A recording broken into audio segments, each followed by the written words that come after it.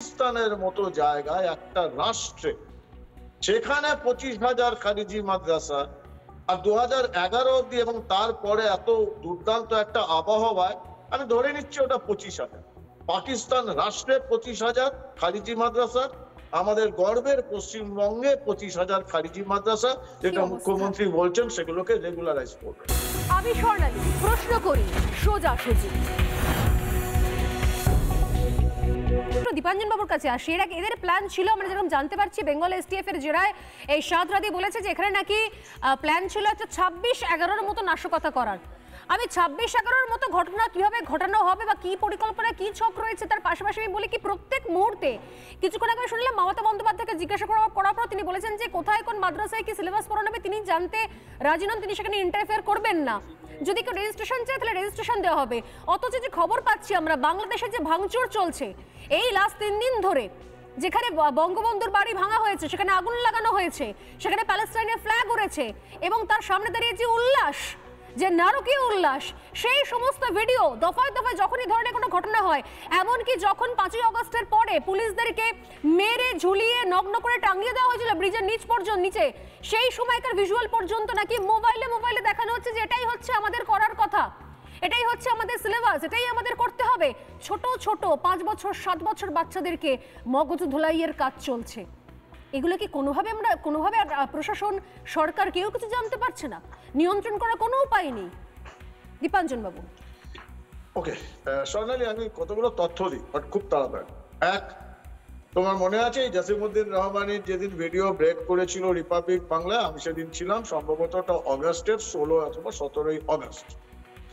আমি সেদিন বলেছিলাম, আমি চ্যালেঞ্জ ছুড়েছিলাম বাংলার মুখ্যমন্ত্রী নাকি ভবিষ্যতের পূর্ব খোরাসান বা স্বাধীন ইস্ট পাকিস্তানের রাষ্ট্রপতি, আমি জানি না, খুব ক্লিয়ার নয় ব্যাপারটা, শুধু এখন আপাতত বাংলার মুখ্যমন্ত্রীকে আমি চ্যালেঞ্জ ছুড়েছিলাম যে একজন টেরোরিস্ট অন্য বিদেশ রাষ্ট্রে বসে কিছুই বলতে পারে, কিন্তু আপনি, আপনার প্রশাসন, আপনার রাজনৈতিক দল তৃণমূল, বহু মুখপাত্র রয়েছে, এই মুখপাত্র বা কোন পুলিশ অফিসার, এসটিএফ এ দুর্বিনীত গোয়েল, কেউ একজন এটার প্রতিবাদ করুন।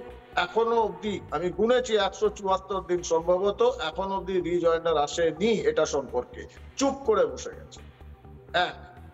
দ্বিতীয়, তুমি খারিজি মাদ্রাসার কথা বলছো, খারিজি মাদ্রাসা তথ্য দিয়ে বলছি, পুরো পাকিস্তান সরকার, শাহবাজ শরীফের সরকার, তার অত্যন্ত চিন্তিত, কারণ আমেরিকা থেকে ওদের কাছে স্পেসিফিক ইনপুট এসেছে পাকিস্তানে খারিজি মাদ্রাসার সংখ্যা এখন অব্দি মোটামুটি 25 থেকে 30 হাজারের মতো পুরো পাকিস্তান, এবং তারাই খারিজি মাদ্রাসা বন্ধ করতে বাধ্য, কারণ আমেরিকা প্রেশার দিচ্ছে, নাহলে ব্ল্যাক লিস্টেড হবে পাকিস্তান।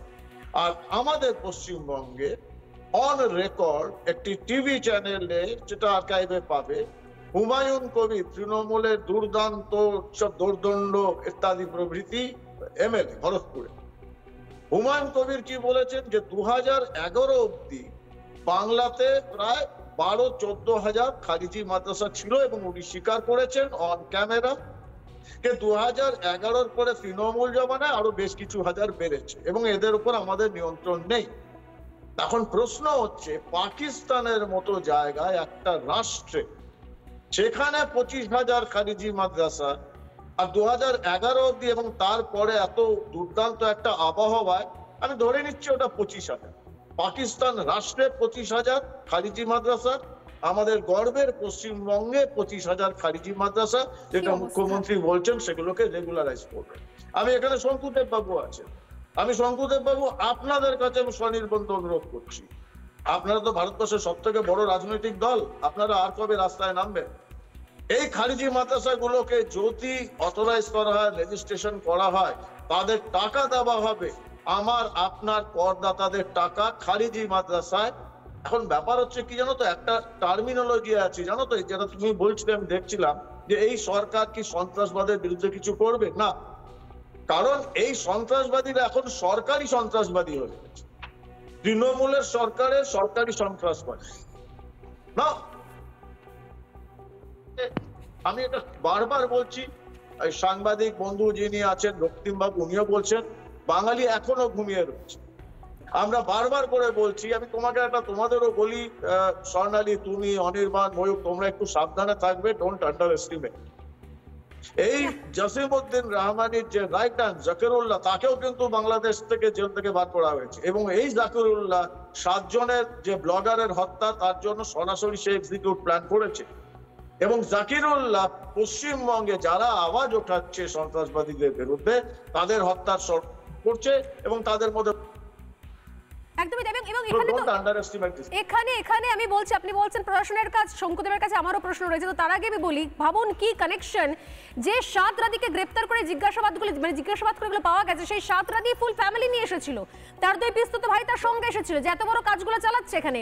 এবং তার মধ্যে এক ভাই সাজিবুল ইসলাম, তার যে স্ত্রী, সে হচ্ছে তৃণমূল কংগ্রেসের স্থানীয় পঞ্চায়েতের প্রাক্তন সদস্য, পঞ্চায়েত সদস্য।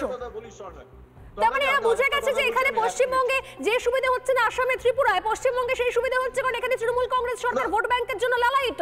অতএব যেন প্রকরণ এখানে মিশে যাও, স্রোতে মিশে যাও, ঢুকে যাও। সোনালি, আমি একটা কথা বলতে চাই যেটা অত্যন্ত গুরুত্বপূর্ণ। তোমরা বলছো এই 7 রাদি, তোমার মনে আছে তোমাদের চ্যানেলে আমি বারবার একটা জিনিস কথা বলেছিলাম, যেটা একটা দুর্দান্ত নেটওয়ার্ক। এই তৃণমূলের এক শ্রেণীর নেতা এবং অনেক উচ্চতম নেতা, এরা এই নেটওয়ার্কটাকে ব্যবহার করছে, যেখানে মানব পাচারকারী, অস্ত্র পাচারকারী, ড্রাগস পাচারকারী এবং হাওয়ালা সিন্ডিকেট, যেটা সব থেকে শক্তিশালী সিন্ডিকেট হয়, এবং এদের একটা ত্রহস্পর্শ চলছে। এই যে বাংলা থেকে হাজার হাজার কোটি টাকা লুট হয়েছে, এই 7 রাদিদের মতো, এই আল কায়েদার মতো হাওয়ালা সিন্ডিকেটের মাধ্যমে বাংলা থেকে এই টাকা বাইরে গেছে। আমি দায়িত্ব নিয়ে বলছি, এটা আমি বহুবার বলেছি। তার জন্যই প্রশাসনের নিম্ন স্তরের বা পুলিশ বা লোকাল স্তরের নেতা, তাদের কারোর ক্ষমতা আছে, তাদের উচ্চতম নেতাদের হাজার হাজার কোটি টাকা এই হাওয়ালা সিন্ডিকেট ব্যবহার করে বাইরে গেছে। এবং টেরোরিস্টরা ফ্রিতে কোনো কাজ করে না, এটা সবসময় ভাবতে, শুধু ভোট নয়, এই টাকা থেকে শুরু করে সবকিছু আমরা ম্যানেজ করব, তার বদলে পশ্চিমবঙ্গে আমাদের জমি দাও। আজকে বঙ্গবন্ধুর ঐতিহাসিক বাড়ি ভাঙছে, সেটা দেখে লোকে হতাশ হচ্ছে বা ক্রুদ্ধ হচ্ছে। এরকম চলতে থাকে, আমি গ্যারান্টি দিয়ে বলছি তোমাকে, এই পশ্চিমবঙ্গে বাঙালি দেখবে তাদের জোড়াসাঁকোর ঠাকুর বাড়িও ভাঙছে, আর এই সন্ত্রাসবাদীরা এসে সেখানে লাফালাফি করছে। আপনারা বাড়িতে মুখ বুজে বসে দেখবেন, কারণ আপনাদের দিন এসে গেছে। নানা ধরনের কন্টেন্ট দেখার জন্য লাইক করুন, শেয়ার করুন আমাদের ফেসবুক পেজ, সাবস্ক্রাইব করুন আমাদের ইউটিউব চ্যানেল। পাশাপাশি অন্যান্য ব্রেকিং নিউজের জন্য অবশ্যই চোখ রাখুন রিপাবলিক বাংলায়।